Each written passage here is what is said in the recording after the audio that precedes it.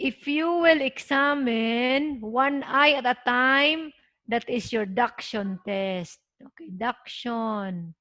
Adduction, abduction, elevation, depression. Oh, sa examination yan. The agonist is the primary muscle that is moving the eye in a given direction. The synergist is the muscle in the same eye as the agonist that acts with the agonist to produce a given movement. So, ito yung example. Your inferior oblique is the agonist of your superior rectus for elevation of the eye. So, what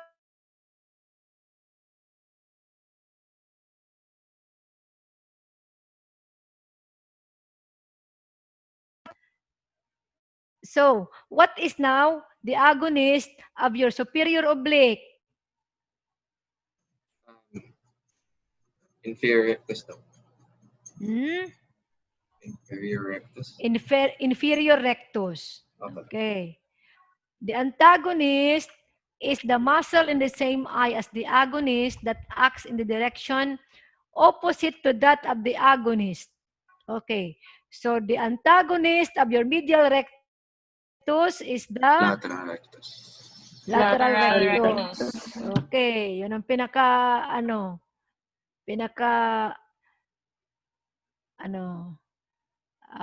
Basic natin. easy.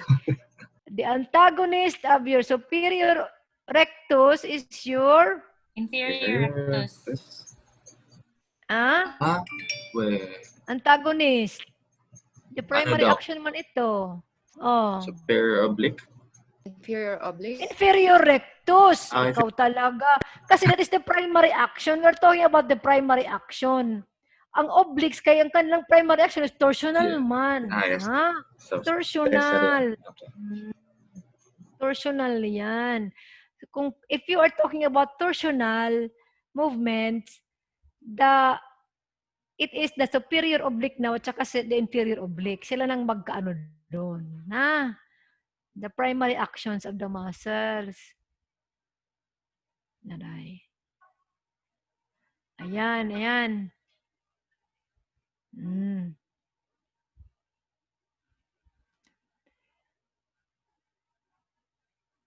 Yan ulit. Another thing to look.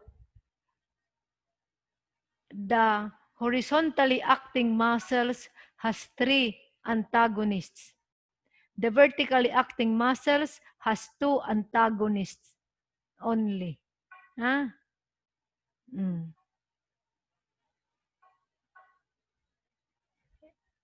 These things you really have to memorize pero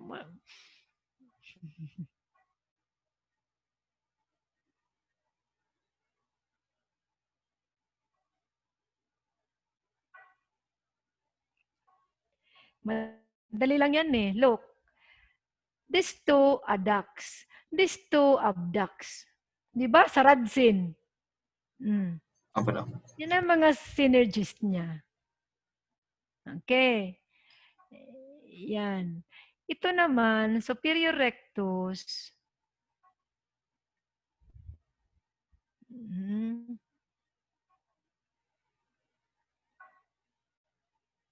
This one, the secondary action niya is elevation. Okay? This one, yan na ang mga hindi mo ma-explain, ba't siya kasama doon.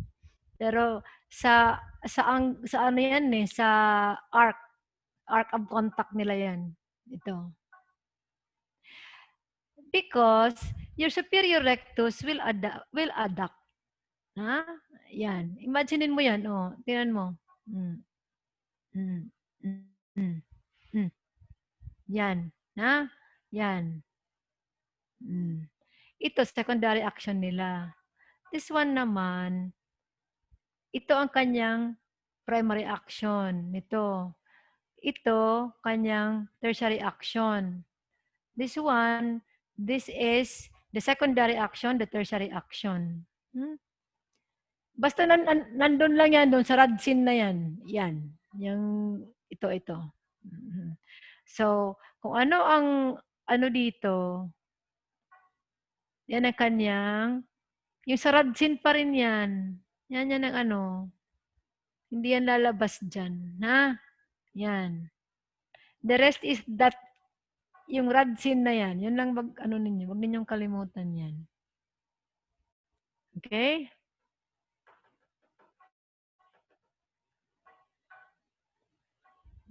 Medial rectus.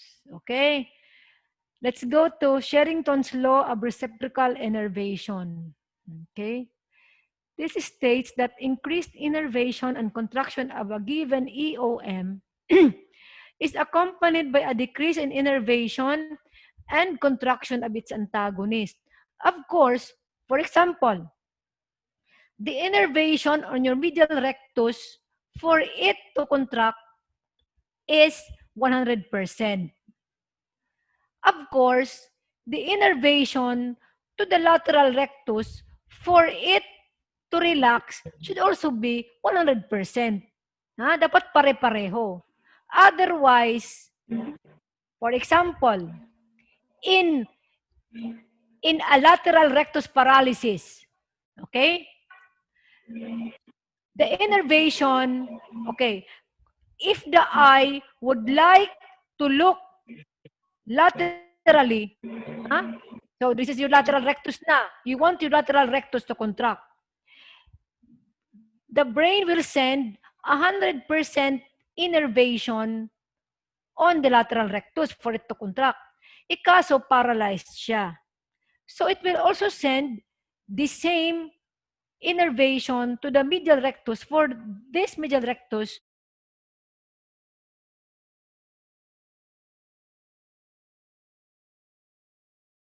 okay. Again, so the brain sent 100% innervation to the lateral rectus for it to contract. Kaya lang paralyzed siya. But at the same time, it also send the innervation 100% to the medial rectus for it to relax. Now, anong mangyayari ngayon? Nag-relax na ang medial rectus mo. Hindi pa rin nagko-contract ang lateral rectus mo. What the brain will do is to increase the innervation, okay? The innervation to your lateral rectus. Okay? So,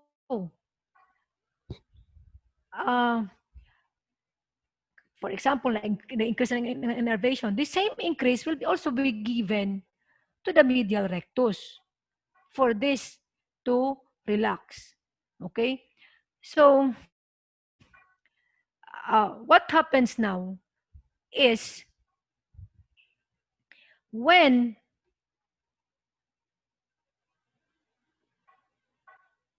no.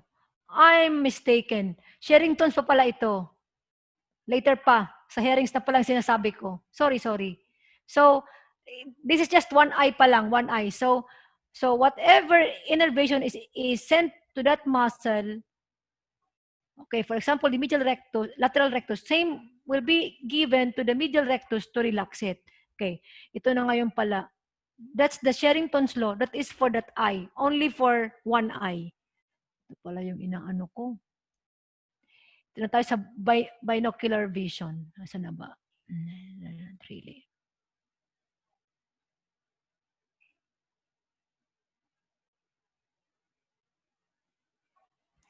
Okay, dito muna tayo sa yoke muscles. Later ha, doon tayo sa hearing slow mamaya. Mas ano yun, mas complicated. Sherrington's law for one eye only. This one is your yoke muscle.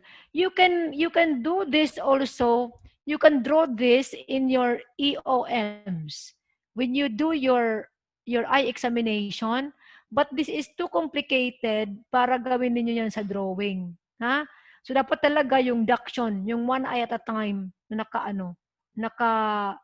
na drawing. Okay? This is your yoke muscle. The term to describe two muscles, one in each eye, which are the primary movers of the respective eyes in a given position of gaze. For example, kung titingin ka pakaliwa, Okay. So that this is your lateral rectus. Your yoke muscle now, your left lateral rectus, your yoke muscle now will be your right medial rectus. Medial. Oh, right medial lateral rectus. Ha? Stop, yes, stop. Kung the desired position of gaze, kung anong your yoke muscle, you are talking about both eyes already. Ha? Now, ito na pala yung Hering's law of motor correspondence. Okay. Equal and simultaneous innervation flows to the synergistic muscles concerned with the desired position of gaze. For example, punta na tayo dito ngayon. Okay. So, dapat, if you will be innervating the right lateral rectus, ito na pala, nagkamali na ako kanina, 100% innervation, you should also send the same innervation to your left right to your nasa right pala, right gaze ito, ha? To your left medial rectus 100% too. Now, for example, paralyzed ang right lateral rectus mo. The brain will try to contract this eye. Okay, so for example, the innervation, example lang to ha, 120% na. So ito, nag-increase din siya the same amount, 120% innervation. What happens now is, because of the increased innervation, itong medial rectus mo, lalo siyang papasok, mag-overshoot Yes, na Doc. siya. Sobra na. Pala. Para na siyang, yun ang overshooting. It will already overshoot its usual contraction. Ha? Na usual contraction na position na, sumusobra na, papasok na talaga yan. That is what we call as overshoot. Na? So, when you draw that, ganito na mangyayari dyan. Overshooting.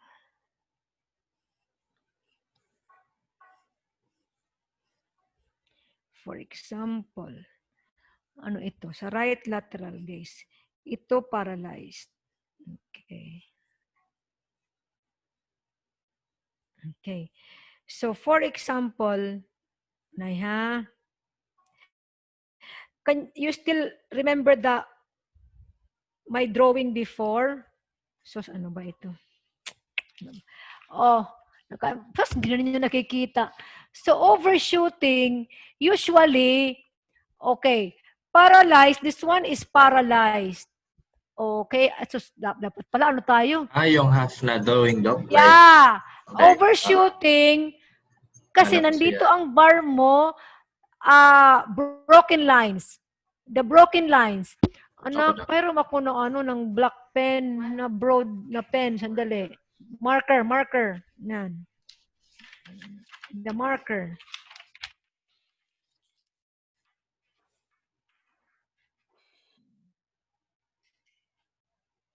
Thank you. Kita.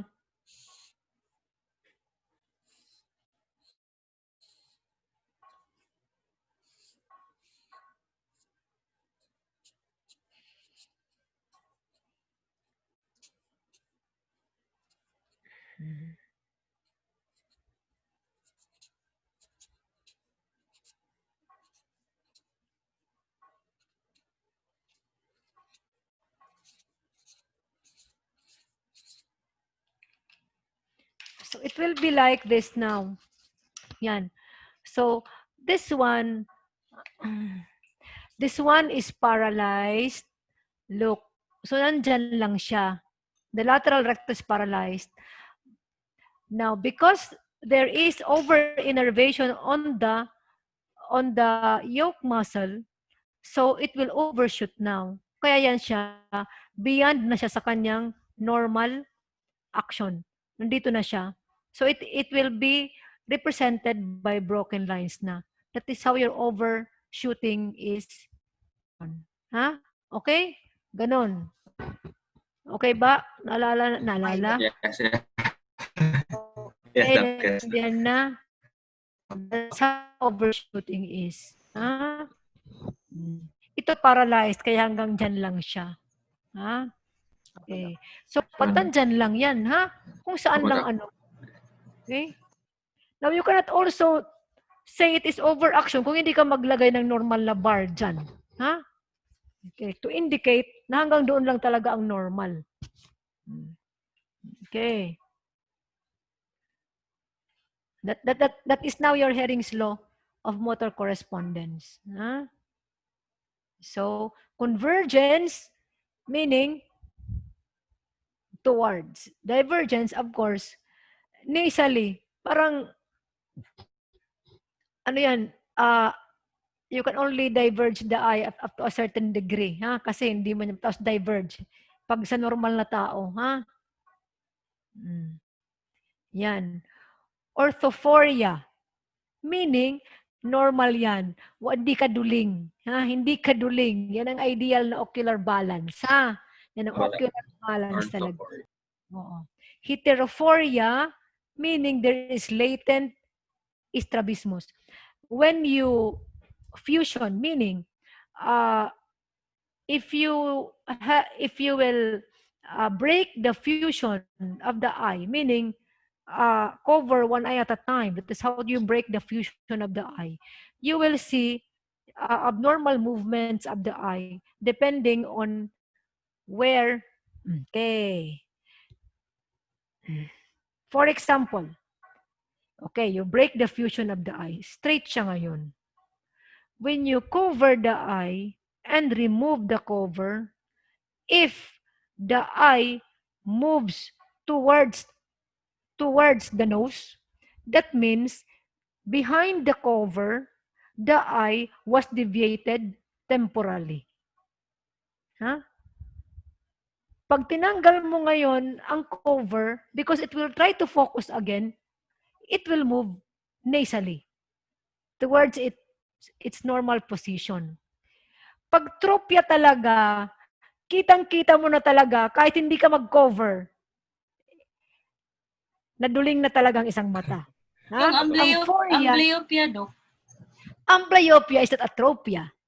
Amblyopia meaning you have lazy eye. Amblyopia meaning, regardless if you will correct the eye to 2020, you will correct the eye, will do refraction, you cannot have a vision of 2020.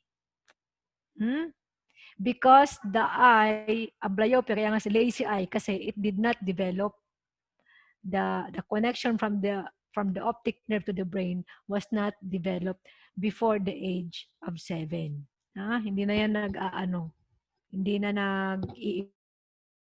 Yan ang lazy eye sa layman's term.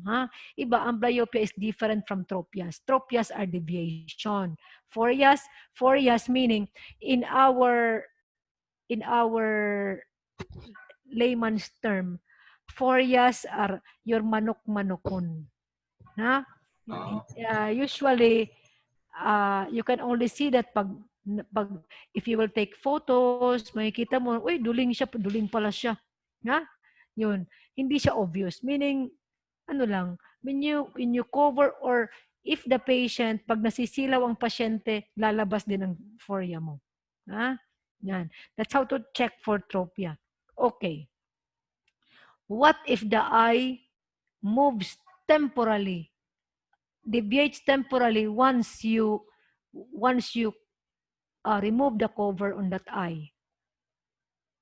What was the position of the eye under the cover before?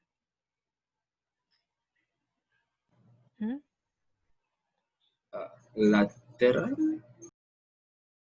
Normal? Medial?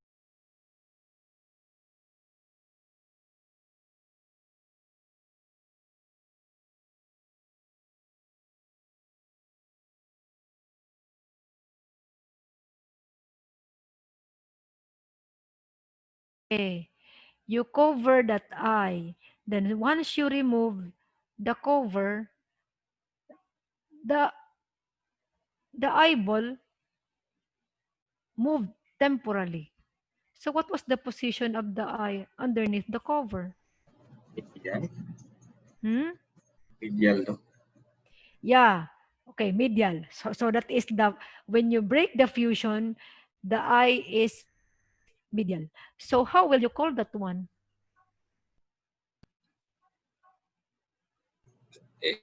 That's your cover uncover test ba ya? Cover, you cover one eye, transfer it at the other eye. Cover it. When you cover the other eye, it will move temporally again. And transfer will move temporally again. Exo. Huh? That's different. Exophoria. That's your ISO. Exo. Whatever the position of the eye Upon under covering. the cover Okay. is your deviation. Na? Yan. That is your isophoria. If it will move nasally, that means the position is lateral. That is your exophoria. If it is really obvious, even if you do not break the fusion of the eye, it is your tropia. Hmm? So duling na talaga yan. Duling banlag. Banlag is walled eye. Okay? Banlag, pag ganon. Hmm? Duling is pag ganon. Okay? Hmm. Apa na? Yan.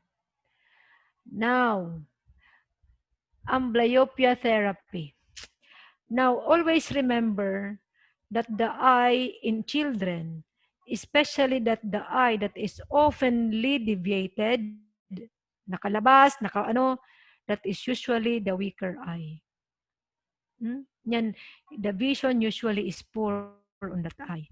But if the deviation is alternating, parang minsan duling ang isa, minsan duling ang isa, minsan duling. That is your alternating tropia, alternating iso or exotropia. That means the vision on that eye, on both eyes are similar. They have equal vision. Yan ang maganda, alternating. If one eye is always deviating, yan ang poor eye. Pero kung alternating, almost similar ang vision niyan. So, mas maganda yan.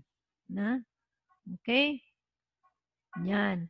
Now, if the deviation is less than 10 prism diopter, okay, kung hindi naman masyadong duling, we can just place prism over that eye. Ginagawang glasses na may prism. Ha? Mga low low diopter prisms. Ginalagay lang yan sa glasses. So, kung isotropia at 8 prism diopter, no, isotropia at 8 prism diopter, where will you place now the apex of the prism?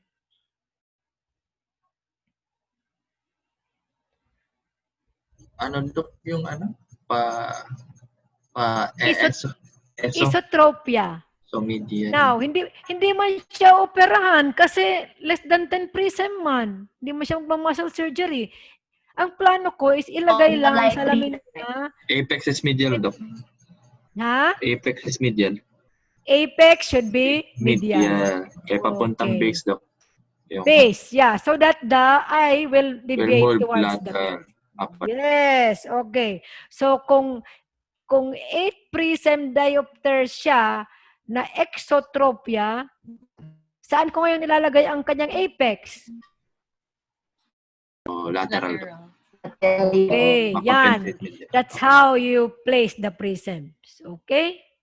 So kung hypertropia, nakataas ang isang mata, where will you place the prism? So, The apex. Up din ang apex. O ganun yun. Kung saan, wherever is the deviation, the direction of the deviation, you place the apex of the prism towards the deviation. Kasi opposite ang action ng muscle niyan, towards the base. Okay? Yan. Yun lang yun. Ano pa? Yun lang talaga dapat, you just have to memorize the actions talaga, the primary actions. So, wag ulig magkamali ha. Sherrington's law only for one eye. It is between the agonist and the antagonist. The Herring's law is against the yolk muscle, is for the yolk muscles, or for the yolk muscles. Okay? So, any questions pa?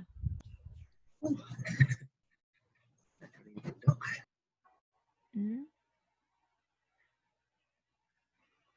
What is there pa ba sa ano? Don't worry, mahirap talaga ang ano. Mahirap talaga, talagang pinakamahirap. Refraction and this one. Talagang ito ang ano. Ito parati kami nabubullshit.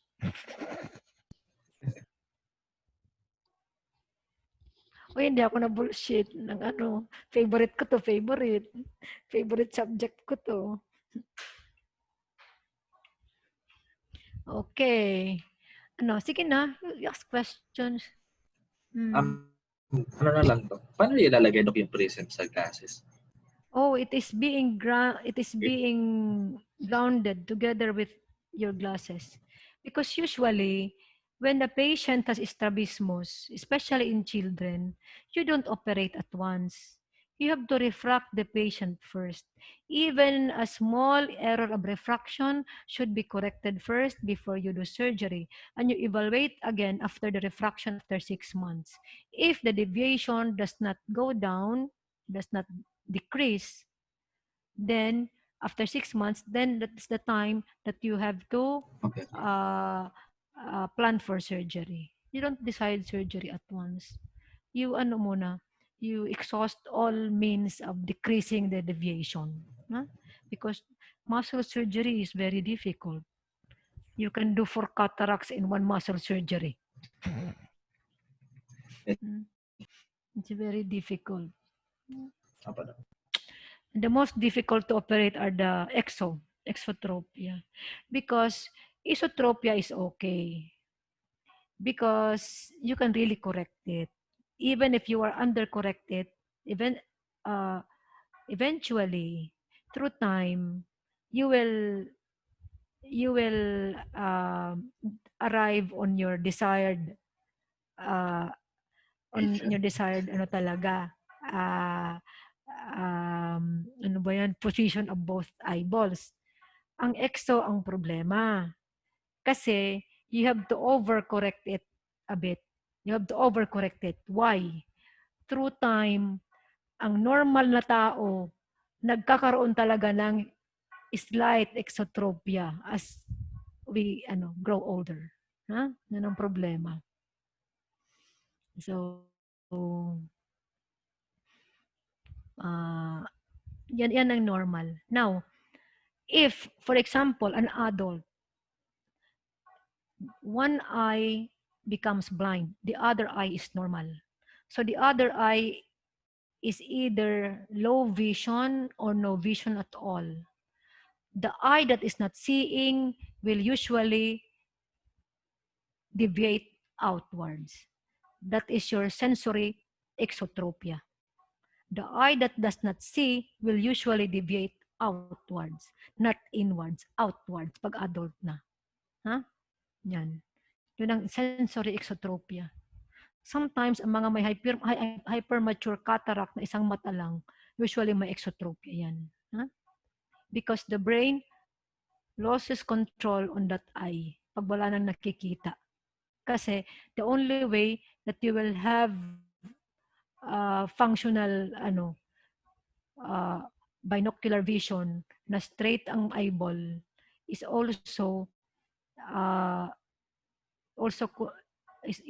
controlled by your macular area. Kung anong vision ng macular area mo. Otherwise, pag nag-give up ang macular area mo, the eye will just divert outwards. Yun. Mm-hmm. In children, iba sila.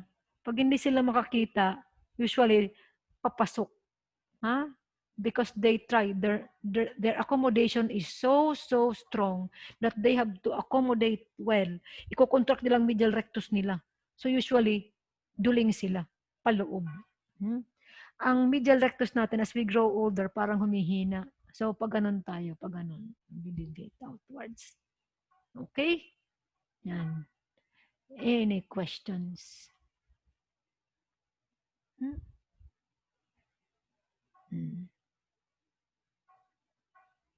In ano talaga, in muscle, in your extraocular muscles, in ocular motility, just have to remember talaga the actions of the muscles. Yun lang talaga ang ano doon. Yan. And it is also very important in your neuro-ophtha, the actions of the muscles. Remember, most of the cranial nerves are in your face. Yan. So, ano pa? What else? Yan.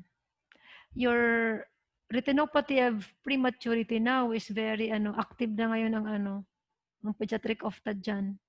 So if you are if you will be a pediatrician later on, be aware of your ROP. Be sure to have your all preterm infants be evaluated by the retina. At least ngayon okay na ang ROP. Pag na mo yan early on, ROP can be treated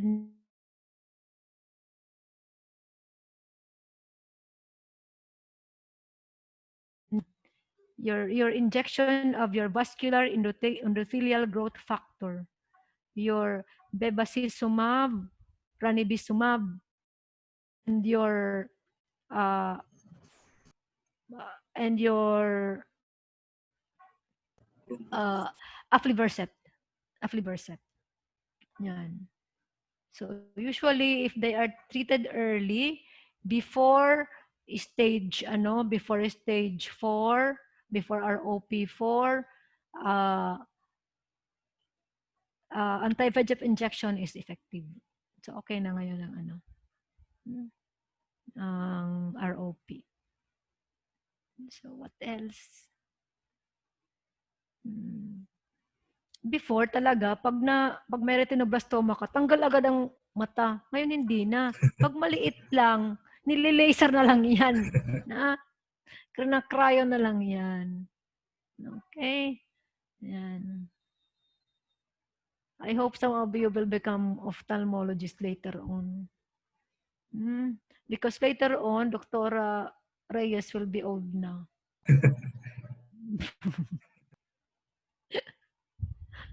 Somebody has to take care of the center. Kayo na yun. Sige. What else? Now, amblyopia therapy. Okay. Amblyopia therapy will start with refraction. Okay. For example, the other eye is 20/20 now with the refraction. The other eye is still 20/40. Okay. Now, meaning the other eye, for example, the left eye is only 20/40. That means the left eye is amblyopic. Meaning the other eye, even though how much refraction you made, still the other eye cannot be 20/20 because of the amblyopia. So what are you going to do? You have to cover amblyopia therapy. Cover the normal eye. Yeah, to induce or to encourage stimulate the amblyopic eye. The patient to just use the amblyopic eye. For this to develop. Yun. That's how amblyopia. We usually sometimes 24 hours, then the next day remove. Because we cannot also be covering the other eye, the normal eye for 24 hours. Sometimes we only cover it for 12 hours because the other eye that you cover is still you will still be at risk to develop amblyopia also on that eye. Kasi bata pa yan. Madali pa silang magka-amblyopia. Kahit i-cover mo lang sila ng 24 hours. Yun ang problema sa bata. That's how sensitive their eyes are.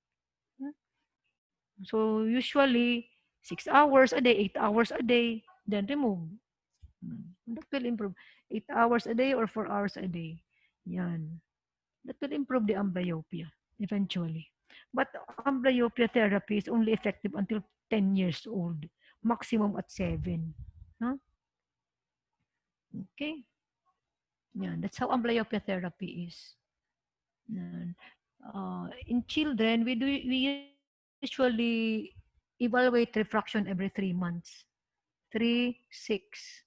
Older children after a year. Hmm? Because their eyes is still growing. Yeah? Still developing.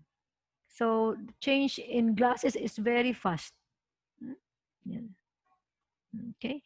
When for example, you have a patient with strabismus and the vision is still improving with refraction. Okay. And the deviation is still going down. You still have to continue your refraction and the amblyopia therapy until there is no more improvement, okay, in your refraction, there is no more improvement in the deviation, yun, doon ka lang na mag-isip na mag-opera. Okay? That's being conservative. Pero ang iba ngayon na opta, medyo ano na sila aggressive. Oo. Yan. Diretso. Anyway, that's how we were taught before. Kasi ang mga old kasi namin mga boss, mga ano pa, mga conservative pa. And usually, kahit ang parents naman, they're still scared to have their children operated at a very early age. Remember, these children with extraocular muscle problems are very sensitive to hypothermia during operation. That's the problem. Risky yan for them. Once, especially the medial rectus, if you will manipulate the medial rectus, their heart rate will suddenly stop. That's the problem. Basta these patients with deviations, with mga congenital esotropia, they are very sensitive to hypothermia. Kaya hindi mo na lang alam kung anong gusto mo. Duling na lang ang anak mo kaysa naman mamatay. Ako, I usually wait until 6 years old. Kasi nagkaroon na kami ng ganyan. 5 years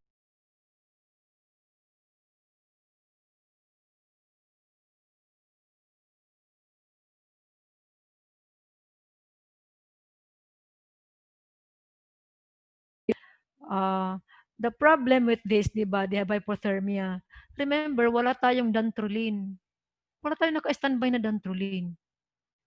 I don't know. Wala talaga dito sa Tacloban. That's the problem. So, and these children are very sensitive to hypothermia. So, mag-order ka ng dantrolene sa bata mo na patient. So, better wait na lang at, at a later age. Mga 6, 7, at least okay na yan. Di ba? Yan. And besides, why would I operate on a very small eyeball? The muscles are very small. Stilan. Paano may clip-clip yan? Diba? So, alam mo na, ang biopia therapy? Wala, umalis. Yan. Ang biopia therapy, you have to cover the good eye. Okay. Sige. Ano naman tayo? In adults, usually, di ba, you have patients ba in medicine, naduduling, high blood, duling. High blood, diabetic, naduduling. Oh, which eye will you, for example, mayroon kang right lateral rectus palsy. Okay, so what is now the position of the eyeball, of the eye? Medial. Yung right. Okay, medially deviated. So if both eyes are open, usually duling ang pasyente nahihilo yan, di ba? So which eye now will you cover? The right or the left? The right. Saan bang deviation mo ulit? Right, Doc. The deviated eye, Doc. Cover. Right kasi yung deviated, Doc. Yung example. Naduduling ka, Doc, kasi nagde-deviate. Tabo na. I will cover the good eye. Ay, pag isa na lang ang mata, isa na lang nakikita niyan. Ha? I will encourage that eye to move. Kesa naman, ipatch mo yan. Hindi, lalong hindi mag-move yan. Okay. Kaya nga, you have to exercise that eye. Same sa amblyopia. Exercise that eye. Hindi naman ng myopia therapy yan. Hindi naman ng myopia therapy. Ito eh. You have to stimulate that eye to move. Stimulate that eye to move. Mm-hmm. Kasi if you will just hide it at the back of your cover, it will really not move. Yan. Yan. And of course, you have to evaluate na wala nang iba, lateral rectus lang yan. Mamaya may iba na yan, nag-stroke na yan. Ha? Yan ang problema dyan. Okay? So, what else? Trauma.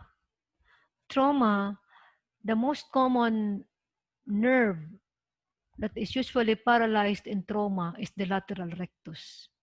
Mga head trauma, lateral rectus. Yan talaga. Yan.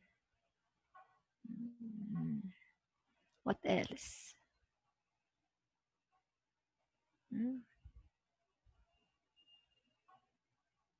Okay, no? Siguro ito lang naman ang kailangan ninyong ano eh. Ito talaga. That one and that one. Those two. Ano? Those two are the most important.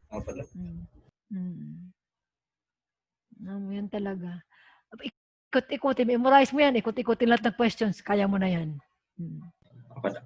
Yan. Including their anatomic insertion, their origin. It's all there in this, ano. Ha? Yan. So, next meeting, what are we going to, to discuss? Alam mo, siya mahirap ito. Mahirap na pero nakakaantok to. Kasi parang very technical. Very technical. Parang pang-engineer, hindi pang doktor. Mga direction of pull, bigyan mo akong ganyan mga direction of pull. Pero ako na, pang board exam na yan.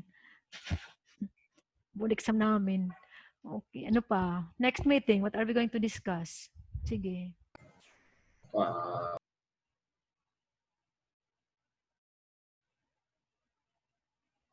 This is optics and refraction. Optics and refraction, we discussed a bit on that. Pero kaya you need some more on that? Yung red eye, Doc. The red eye. Yeah, the red eye. Okay, I will ask you again. The basic of red eye. The basic talaga. Ha? So, all red eye will go to this table talaga. Ba't ba hindi ko anong table na yan? Okay. What is the difference between your ciliary? Sinulat ko yan sa board.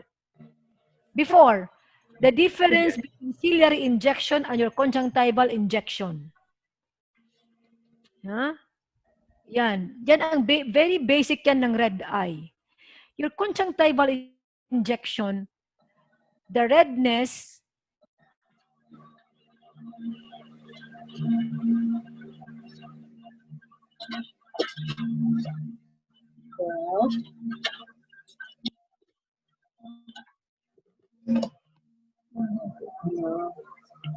Again.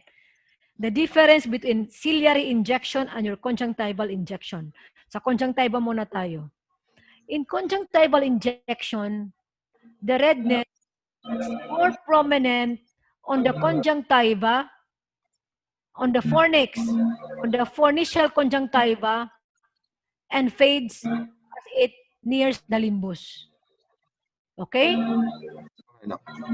Okay. Now, your ciliary injection is more prominent on the limbal area and it fades as it nears the fornix. Baliktad, ha? Okay. Now, in conjunctival injection, or congestion, the vision is normal. In your ciliary injection, the vision is sometimes normal, sometimes decreased, or most often decreased. Huh? The vision is really affected in your ciliary injection. And conjunctival injection, the color is brick red. Red talaga yan, red. Your ciliary injection is purplish. Para siyang purple. Ha? Okay? Mas iba ang kanyang color. Dark siya na purple. Parang purple na red. Parang ano mga ganon. And the deeper in ciliary injection, the color is that way because the deeper vessels are the ones involved in your uh in your subconjunctival space na. Okay? Now, in your conjunctival injection, the IOP is normal. In your ciliary injection, the IOP is sometimes normal, sometimes low, sometimes increased. Okay? Okay. So, your conjunctival injection, once you instill phenylephrine, it will fade. The vessels will constrict. But your ciliary injection, the redness will remain even with phenylephrine. Okay? Now, the pupil in your conjunctival injection is normal, 2 to 3 millimeters, briskly reactive to light. But in your ciliary injection, the pupil could be constricted or be dilated. Okay. Okay. Your conjunctival injection is found in your conjunctivitis. In your allergic conjunctivitis, viral, bacterial conjunctivitis. Your ciliary injection is found in your acute angle closure glaucoma and your uveitis. Your keratitis. Okay? Yan na. Actually, yan ang basic ng red eye.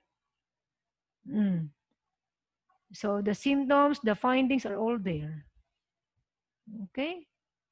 So, you can now distinguish between an eye emergency and just an ordinary red eye. Now, if the cornea is hazy, that means you don't have just a normal red eye. What your sore eye, di ba? Yung sore eyes. Yung layman's term, sore eyes. If there is haziness in your cornea, that's no longer conjunctival injection. We will usually have ciliary injection. Okay? What else? That's the basic of your red eye na ha. Parang everything there is explained in the table. So, next meeting. Glaucoma? You like glaucoma? Sige. What topic?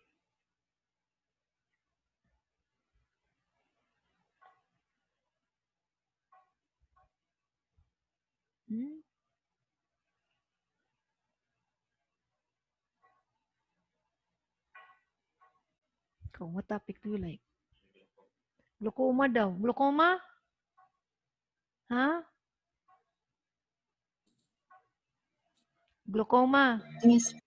We have glaucoma, retina.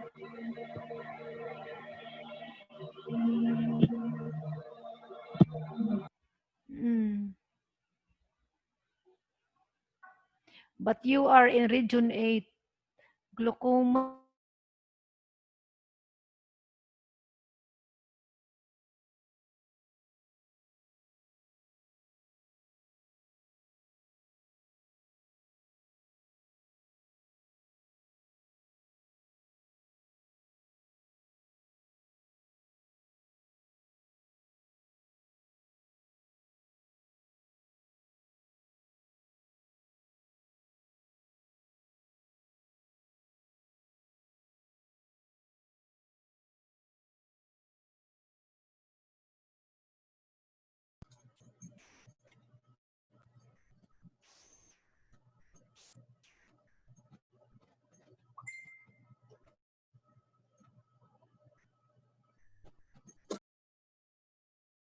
Okay.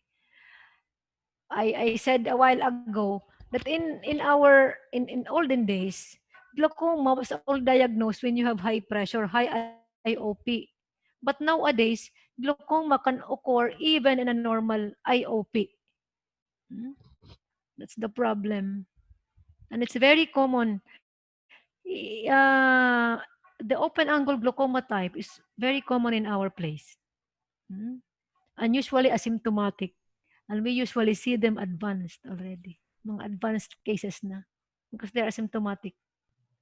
That's it's a bit frustrating that we see them in an advanced stage. Yan. Sige. That's glaucoma? Yes, Doc. Hmm? Glaucoma and Who is from here? From Samar? In this si Almo, Doc. Almo, Where? From where? From where? From where, Alaysa? Eastern Summer Doc from Kinapundan. Kinapundan. Because glaucoma, open angle glaucoma is common in Basay and Daram, Samar. Malayo sa Yan. amin, Doc. It's a very, very good for research actually. These two places. Very good paper to. Parang Population-wise, Doc, same age group. Ha? Same age group lang. No, iba-ibang ages to kasi mga families ito. They're usually parang family. may... So I usually man ako chismosa. So I usually know their families. So when I have from where are you? From Basay. Do you know this family? Are you related to this? So pag diyan ako nagsisimula sa pa lang parang meron na akong hint usually. Pag you are from Daram, from this place, parang history na ako. Usually, they are relatives. Mga relatives lang sila. Parang Magpapinsan may lang sila. predominance, Doc. Genetic predominance. Oo, mga relative. Familial. Nag-asawa sa ganito, napunta sa Kalbiga, pero ang root sa, pagdating sa Kalbiga, may glaucoma pa rin siya. Parang ganun. It's a very nice, So, these are your open angle glaucoma. Yun ang nakakatakot kasi there's no symptoms. There are no symptoms, only parang migraine headaches lang. You'll just go away with paracetamol, but later on, Vision. severe na pala. Visual field, loss. Okay? Sige. Oh, was I the one?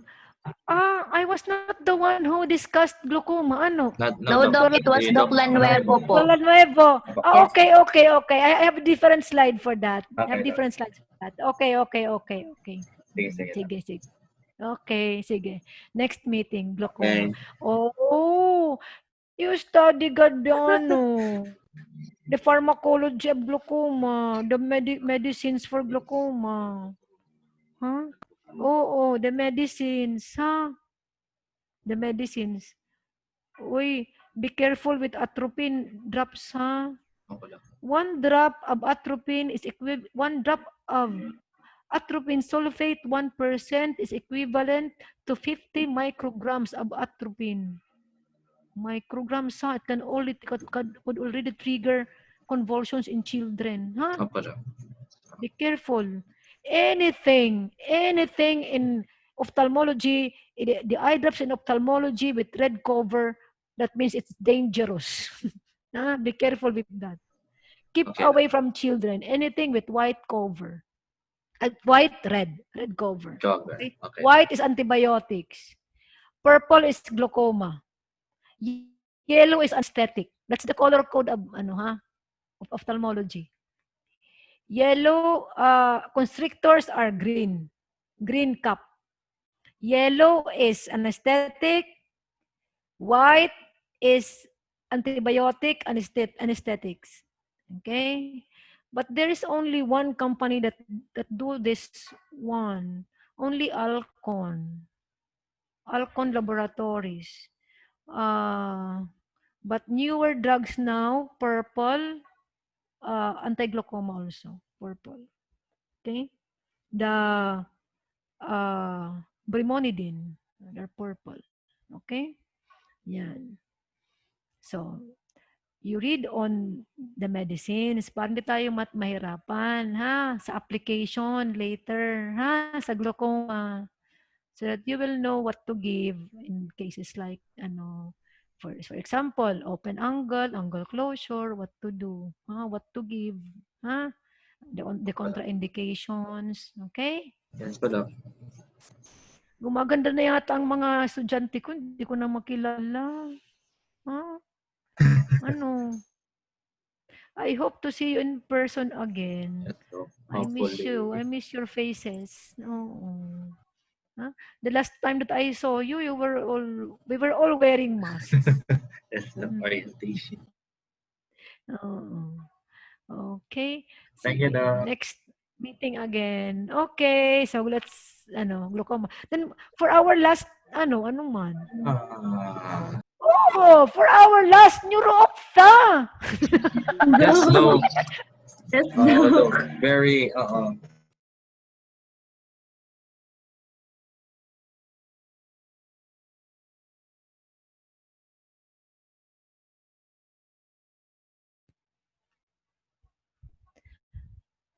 I like neuro-ophtha, especially the neuritis, Okay. Itong mahirap, Sige. Next time, ano muna tayo? Start tayo with glaucoma na. glaucoma. Sige. Sige, Para Doc. dire-diretso. Anyway, glaucoma is already for the optic nerve. So tuloy na tayo doon na sa after that sa neuro-ophtha. Okay? Oh, Doc, documentation nga yan. Okay. Okay. Okay. 1, 2, 3, smile. Sige. Okay, Doc. Thank you. Okay, Okay. welcome. Thank you, Doc. Thank you, Doc. Uh,